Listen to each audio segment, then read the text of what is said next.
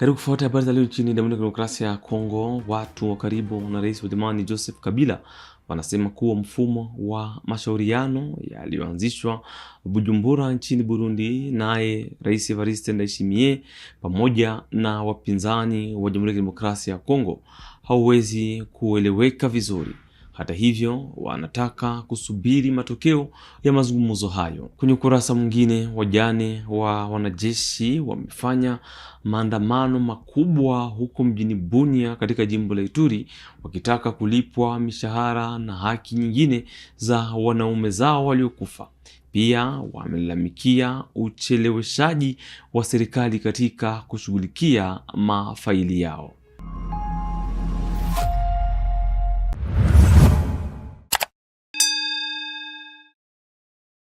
Hujambo. Rais wa Burundi Evariste Ndayishimiye amewakusanya wapinzani wa Jamhuri ya Kidemokrasia wa Kongo mjini Bujumbura ili kutafuta njia ya kisiasa ya kumaliza mgogoro katika Jamhuri ya Kidemokrasia ya Kongo. Joseph Kabila amekataa kushiriki katika mashauriano hayo. Watu wake wa karibu wanasema kuwa mashauriano hayo hayana mpangilio mzuri. Kecha Rugamika na maelezo kamili. Rais wa Burundi na pia rais wa muda wa Umoja wa Afrika Evariste Ndayishimiye ameanzisha mpango wa kidiplomasia huko Bujumbura ili kujaribu kutuliza mgogoro wa kisiasa na kiusalama unaotikisa Jamhuri ya Kidemokrasia ya Kongo. Tangu tarehe 6 Julai, viongozi wengi wa upinzani wa Kongo wanashiriki katika mazungumzo ya kutafuta njia ya suluhisho la kisiasa katika hali yenye mvutano mkubwa na vurugu endelevu mashariki ya nchi. Katika mazungumzo hayo, wapo viongozi wa jukwaa la C64 kama Martin Fayulu, Delice Sanga na Jean-Marc Kabund. Wawakilishi wa asasi za kiraia pia wameshiriki hasa kutoka Senko na ECC. Lakini kukosekana kwa Joseph Kabila kumeleta maswali mengi. Rais huyo wa zamani ambaye sasa ni sehemu ya upinzani dhidi ya Felix Tshisekedi hakuhudhuria mazungumzo hayo. Kundi lake linaona kuwa mpango huo una mapungufu na halikubaliani na njia iliyotumika. Jose Makila, mmoja wa viongozi wa kundi la Sauvons la RDC linalohusiana na Kabila, amethibitisha kuwa walipata mwaliko lakini waliamua kutoshiriki baada ya kufanya uchambuzi. Alisema pia kuwa haiwezekani kuwalaumu wapinzani waliokubali kwenda na kuomba watu wawape imani na kusubiri matokeo ya mazungumzo. Msimamo wa kundi la Kabila limeonyesha kuwa upinzani wa Kongo umegawanyika. Wengi wanataka mazungumzo lakini wengine wanaogopa kuwa mpango huo unaweza kubadili mizani ya siasa au kuleta makubaliano bila dhamana ya kweli. Wakati wa mazungumzo, Evariste Ndayishimiye aliomba mazungumzo ya wote na kuhimiza viongozi wa Kongo kuwa na uvumilivu. Pia alisisitiza msimamo wa Umoja wa Afrika unaotaka mazungumzo ya kitaifa ili kutatua matatizo ya kisiasa na kiusalama ya DRC. Jukwaa la C64 limebaki na msimamo wake, hasa kukataa mabadiliko ya katiba. Kwao, suluhisho la mgogoro lazima liheshimu demokrasia na kuepuka mabadiliko ya mfumo wa uongozi. Mpango huo tayari umeleta matokeo ya kwanza. Maandamano makubwa ya upinzani yaliyopangwa tarehe 8 Julai yameahirishwa hadi tarehe 22 Julai ili kupa nafasi mazungumzo ya Bujumbura. Katika ukanda wa Maziwa Makuu ambako juhudi za upatanishi zinaendelea, mpango wa Burundi umemfanya Evariste Ndayishimiye kuwa muhimu katika diplomasia. Hata hivyo, kukosekana kwa Joseph Kabila na masharti ya kundi lake yanaonyesha kuwa suluhisho la mgogoro wa DRC litahitaji kushughulikia upinzani ulio na mitazamo tofauti. Wajane wa wanajeshi wamefanya maandamano makubwa Jumatatu hii huko mjini Bunia wakitaka kulipwa mishahara na haki nyingine za waume zao waliofariki. Walikusanyika kwenye barabara ya Boulevard de Liberation wakilalamikia ucheleweshaji wa huduma za utawala na kuchelewa kwa kushughulikiwa kwa mafaili yao. Wanaziomba mamlaka zishughulikie haraka madai yao.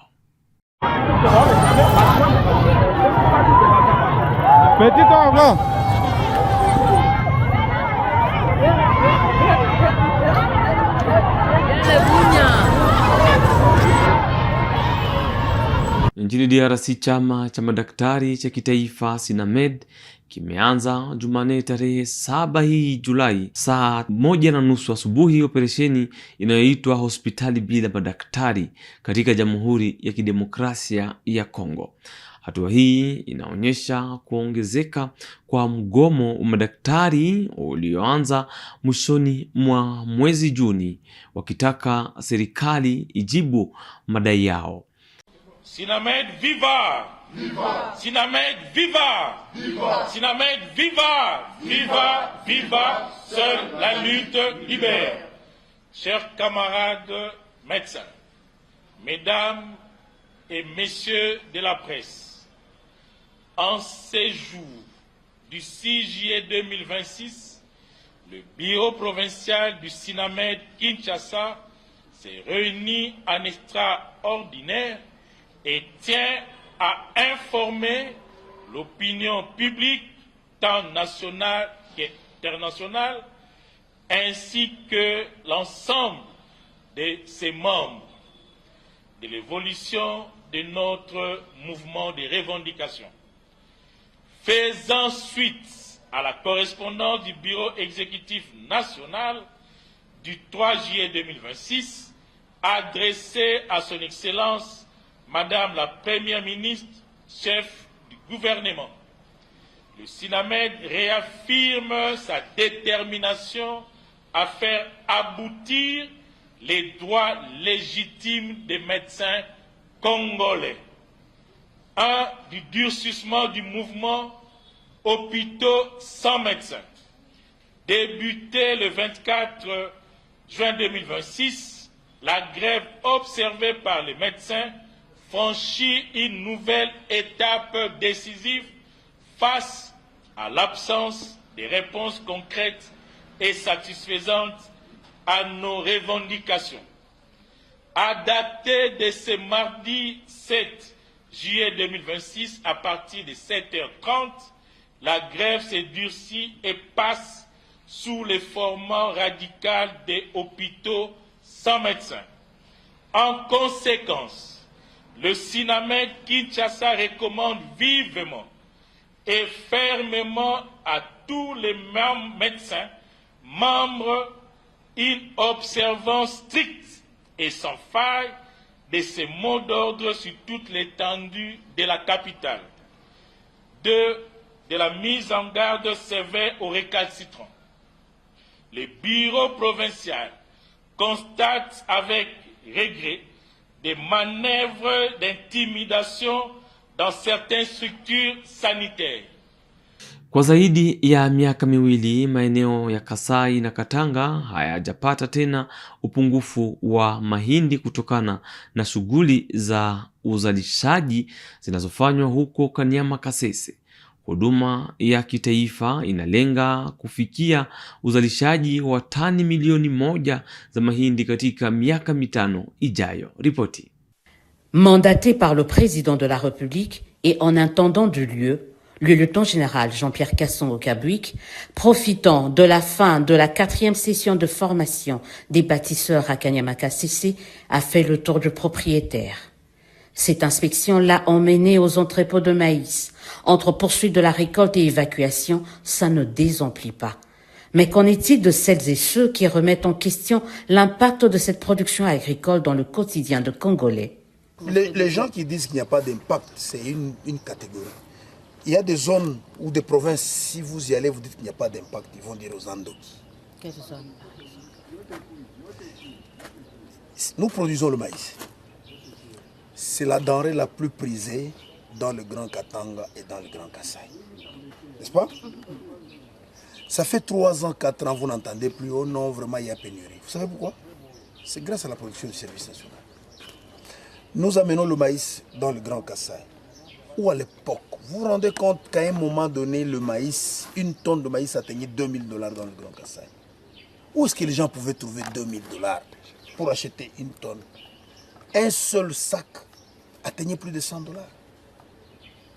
C'est pas croyable. Nulle part au monde on a atteint ces chiffres-là, ces prix-là. Mais aujourd'hui, le prix est resté stable, ça fait 2 ans stable. Et dans le Katanga, parce que... J'y arrive. Le prix est resté stable. Parce qu'il n'y a pas de pénurie. Quand il y a pénurie, il y a spéculation. Il y a des Congolais, des mauvais Congolais qui attendaient. Des Congolais de mauvaise qualité.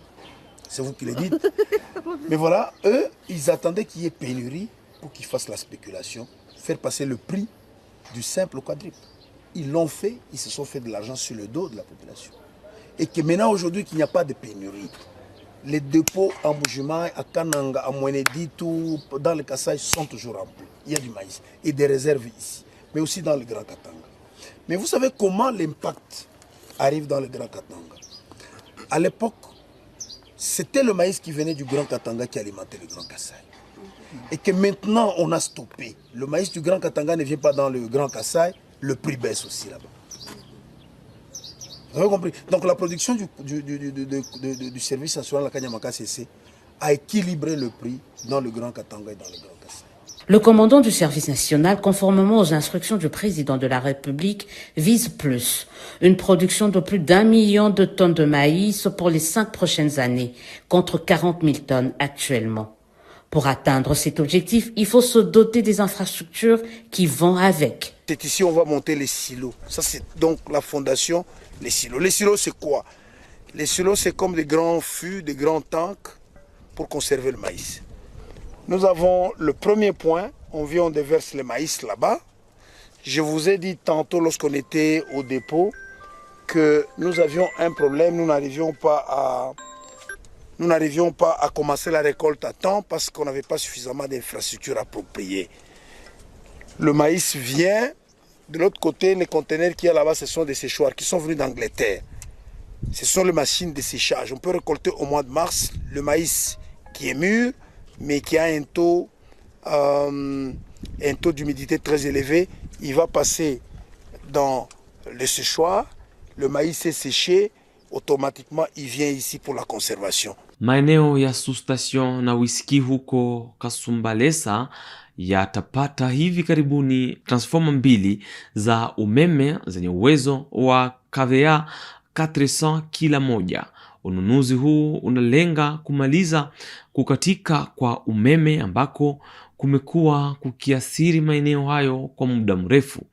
Meya Andre Kapampa amemtuma msaidizi wake nchini Zambia kununua vifaa hivyo. Bientôt, les habitants du quartier Sous-Station et Whisky seront dotés de nouveaux transformateurs électriques pour acquisition d'un courant stable. Voilà ce qui a conduit l'adjoint au maire Fifi Mwitabakabobo, sous l'implication du maire de la ville, maître André Kapampakamwanyan, dans les installations de LC Wedge Electric, une société zambienne, pour l'acquisition de 2 transformateurs Pimpa 9 avec une capacité de 400 kVA à chacun. Fifi Mwitabakabobo est l'adjoint au maire de la ville de Kasumbalesa.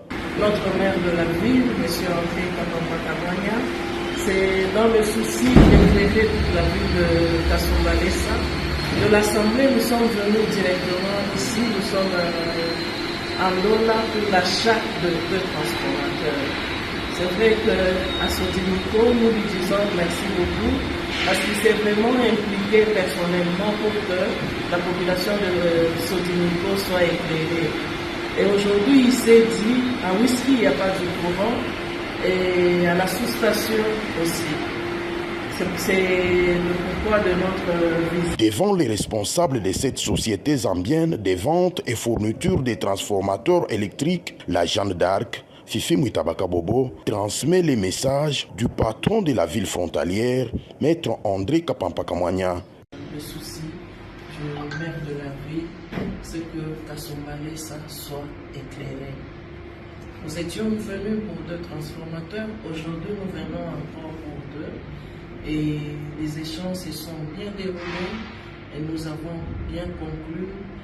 Et nous vous disons qu'à chaque fois que nous en avons besoin, nous allons encore passer.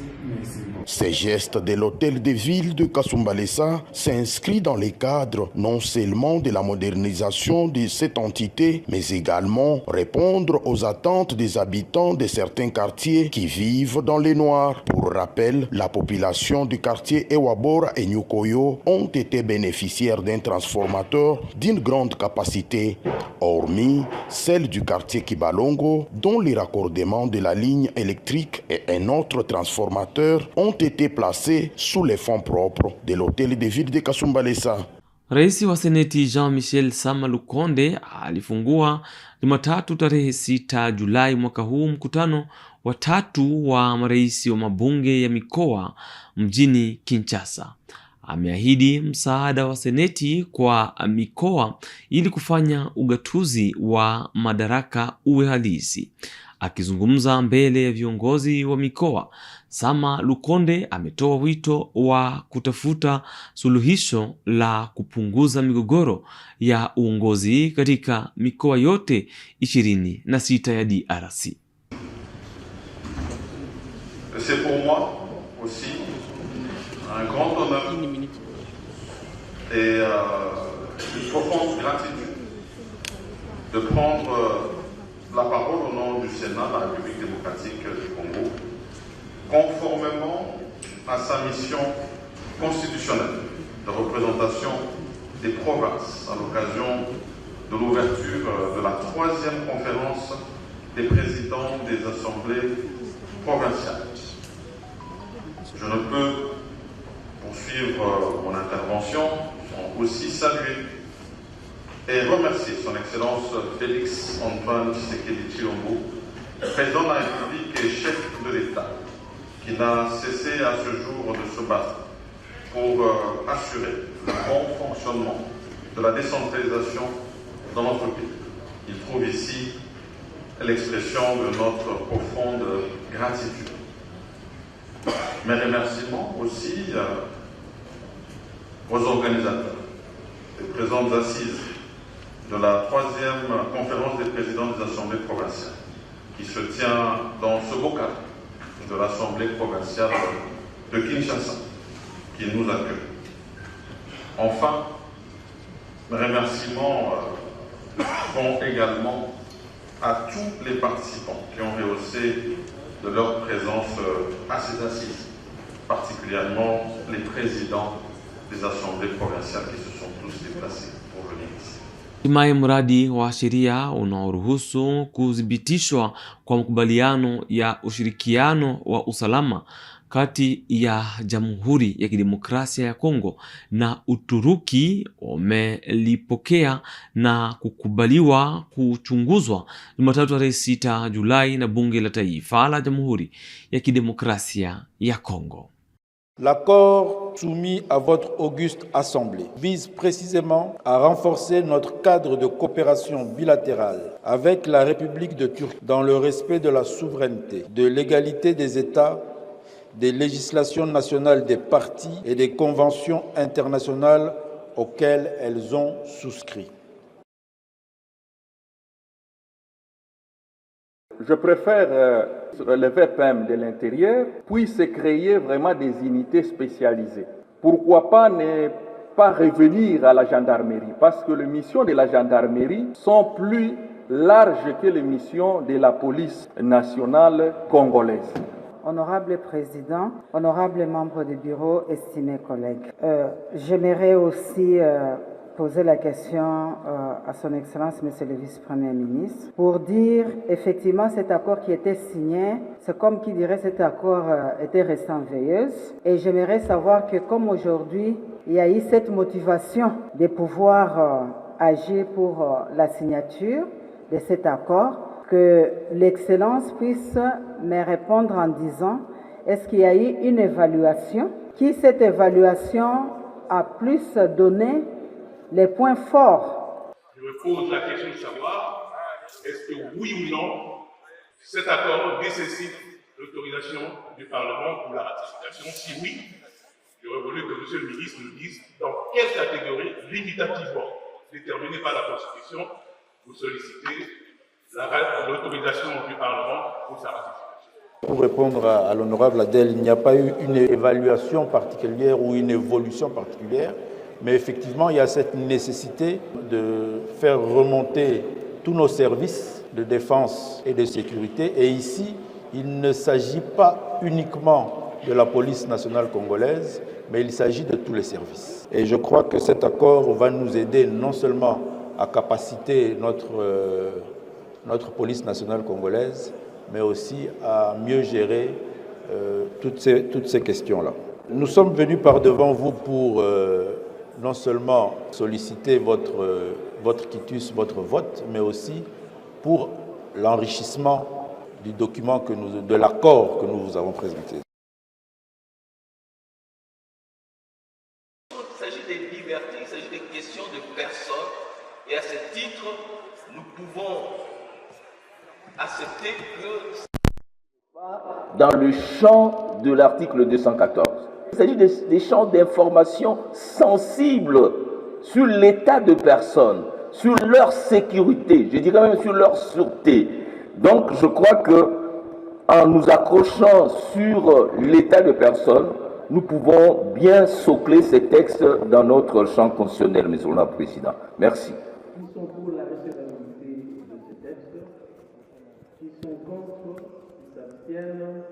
Au vu du résultat de vote, l'Assemblée plénière déclare recevable le projet de loi autorisant la ratification. Pendwa mtazamaji, pamoja na habari zetu toka kwenye bunge la taifa huko Kinshasa, tunakomesha habari za leo yaliyojiri nchini Jamhuri ya Kidemokrasia ya Kongo. Tuchukue kufuata mwanzo hadi mwisho, tukutane kwa majaliwa ya Mungu.